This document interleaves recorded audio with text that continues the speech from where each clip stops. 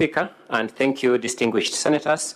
I'll proceed to argue the final limb of the objection, but just to cap up what my learned colleagues have told you, that if before you is a purported Hansard in the form and content that you have been taken through, if before you is a purported Hansard that no one has taken the courage of his or her conviction to certify, if somebody brought before this House a Hansard that is not certified, because certification is done by a particular officer whose signature we can tell, is what is before you a Hansard of the County Assembly of Isiolo or a mere piece of paper?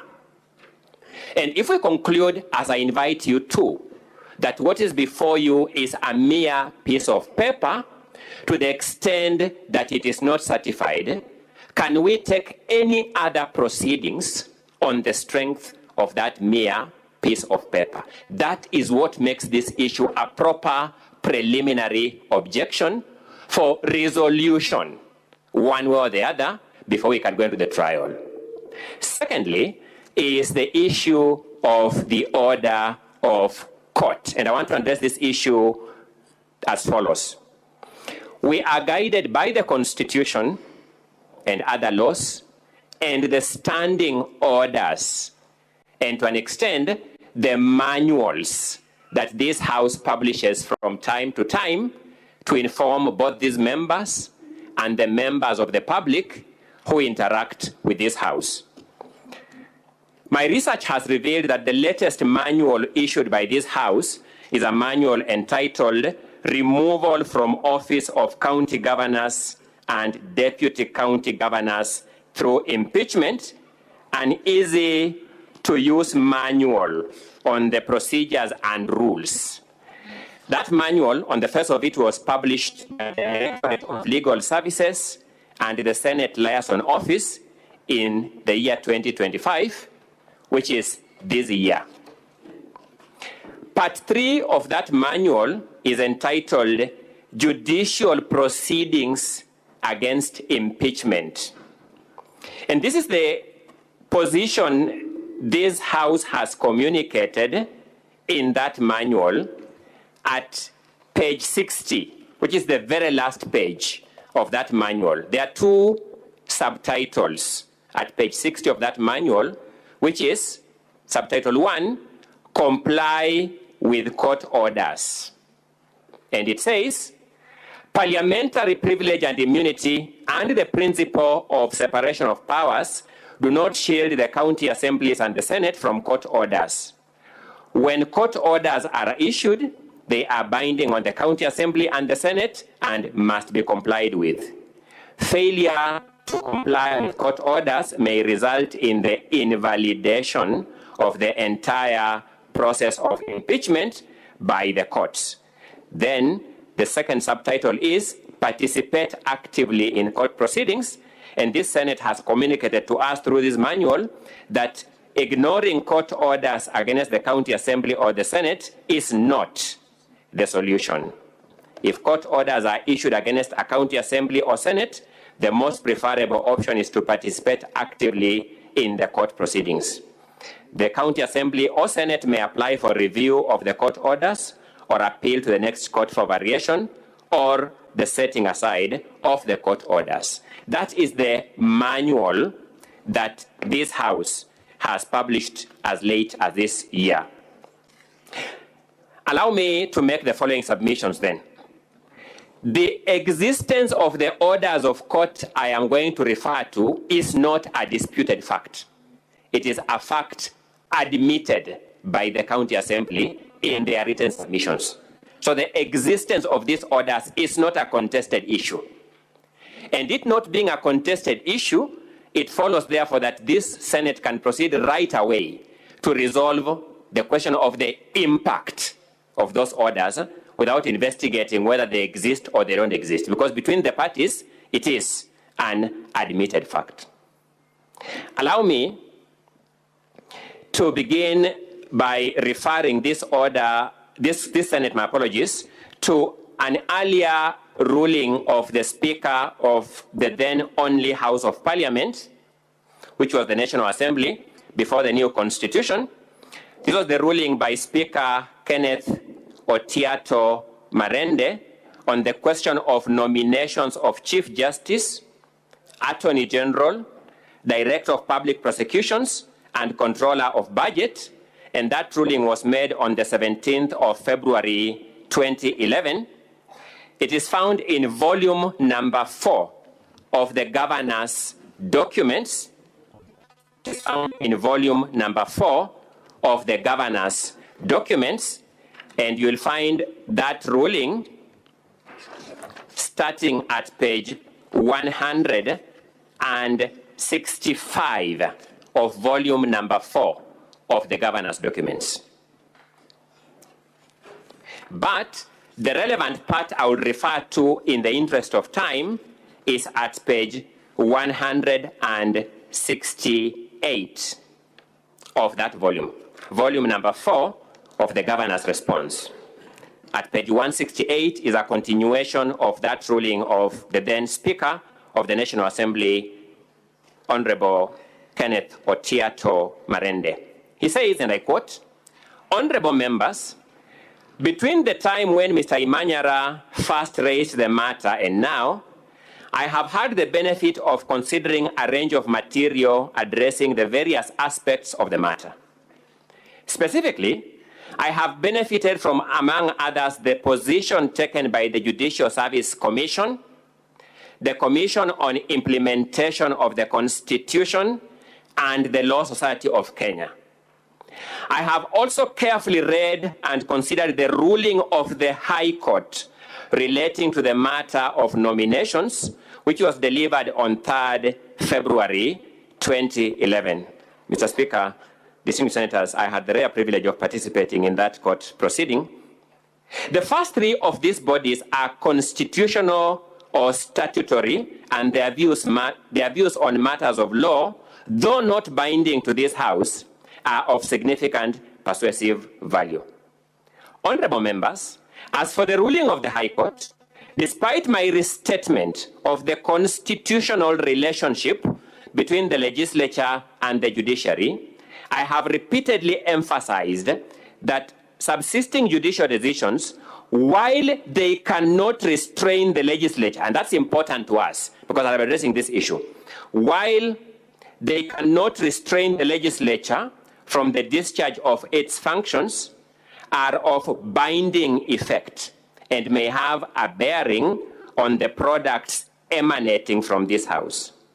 The learned Honorable Justice Musinga, in his ruling in the above case, found that the nomination of the Chief Justice was unconstitutional, for it was not in accordance with Article 166 of the Constitution.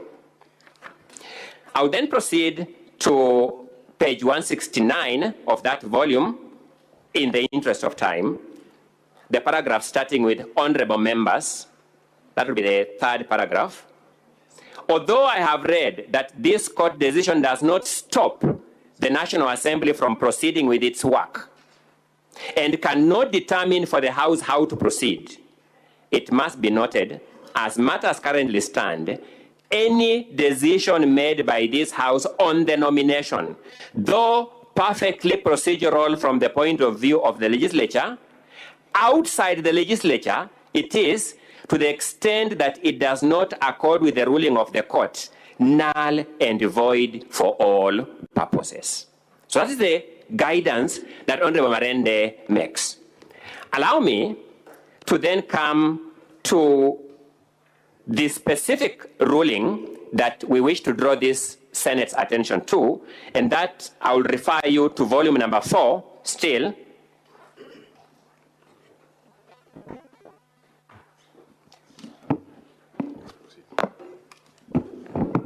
Thank you so much, Mr. Speaker. And as somebody who has been here multiple times, I'm always impressed by the support we get from the administrative teams in this Senate. That may have to go on record in the interest of posterity. At page 13 of volume number 4 is a decision of the court in Isiolo High Court Constitutional Petition number A004 of 2025. The parties are Honorable Abdi Ibrahim Hassan, the governor now before you, as petitioner, and the County Assembly of Isiolo, now before you as the first respondent. There are two other parties in that matter, but safe to highlight that the parties before you are parties in that suit. They are therefore bound by the decision of that court. At page number 25, allow me to just go straight, Mr. Speaker, to page number 27. You'll find a paragraph 28 of that ruling. And the judge observes as follows: it is important to note that there was no complaint raised when the first orders were issued by the court in respect of the motion dated 10th June 2025 that was to be debated on 17th June 2025. In fact, the sentiments by the mover of that motion, the contemnor, actually vindicates the court, as he has in his affidavit conceded that the motion was defective in substance and marred with procedural irregularities, the very grounds that the petitioner has sought to rely on. The mover of this motion went to court and told the court, it is true that the orders you gave first were right, because the motion I had tabled was marred. It was defective in substance and marred with procedural irregularities. The move of the motion. Allow me to then take you to paragraphs 45, 46, and 47 of that ruling at page number 35 of volume number 4.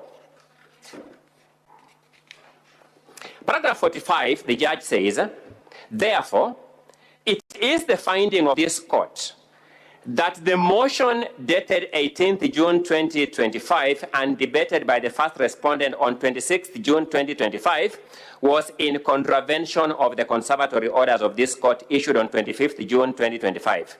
Hence, the resolution arising therefrom is null and void. Once an act is declared null and void, it is of no legal consequence. A court of law has found that this motion, which has now been brought here before you, senators, is null and void. It is of no legal consequence. Paragraph 46. As stated, the resolution has evidently been submitted to the Speaker of the Senate. It is thus upon the Senate, once informed of the orders herein, which I'm now doing, Mr. Speaker, distinguished senators, to determine if it will proceed to handle the said resolution, thus abating a blatant disregard of the rule of law or the respect of orders. The matter at hand calls for a stand to be taken by the constitutional organs involved. What they choose to do will have set a precedent on the necessity for compliance with court orders. It is a choice between anarchy and constitutionalism. Distinguished senators, the judge is saying this. The judge is saying, I am aware. I cannot stop you from doing your work. So he's saying, proceed and go to Senate.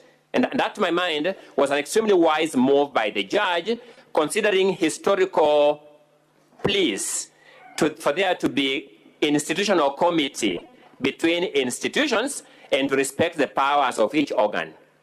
But the judge is saying, so you decide for yourselves how you will proceed. I have made a finding that that motion is null and void and of no effect. I want to contradistinguish this with other scenarios that the other side will draw your attention to shortly. The judge has not issued a conservatory order against this Senate. The judge has made a determination on the validity of the motion purportedly debated and purportedly approved by the County Assembly of Isiolo. The judge has made a determination. It is null and void and of no legal consequence. You are being invited to engage with this motion on that strength of fact, on the strength of the finding by the judge that the motion as approved, as brought before you, is null and void and of no legal effect. We therefore invite you to introspect and make this determination. When the impeachment law calls upon you to determine a motion that has been approved by the county assembly, is it just any motion or a valid motion? If there is information before you that the motion is invalid for any reason, what is the precedent that has been set by this Senate? It is against that background that I wish to draw this Senate's attention to its resolution that is found from pages 136 of volume 4 of the governor's documents. And this was the determination of the proposed removal from office by impeachment of the governor of Kericho County, Honorable Dr. Eric Kipkoech Mutai. On that occasion, the validity of the resolution was questioned on the ground that the motion had not met the threshold. And rightly, this House found that it could not move a step further because validity of the motion is an important precondition to the carrying out of the trial process on the motion. Similarly, by parity of reasoning, today, validity of another motion has been impugned on two grounds. One, there was no sitting known to law of the County Assembly of Isiolo to approve the motion. And number two, in any event, a court of competent jurisdiction has made a finding that whatever came from the County Assembly of Isiolo is null and void and of no legal consequences. Will you, in the face of the precedents you have set by previous speakers' rulings and by resolution in the case of Kericho County Governor's case, proceed to trial on that understanding? We beseech you with humility to find that there is no motion known to law before you and thereby to down your tools. I humbly submit and respect and rest the governor's submissions on that question of the preliminary objections. I reserve our 10 minutes, Mr. Speaker, for a rebuttal from this side once the County Assembly has finished their response. Thank you so much, Mr. Speaker. Thank you, Senators. Counsel for the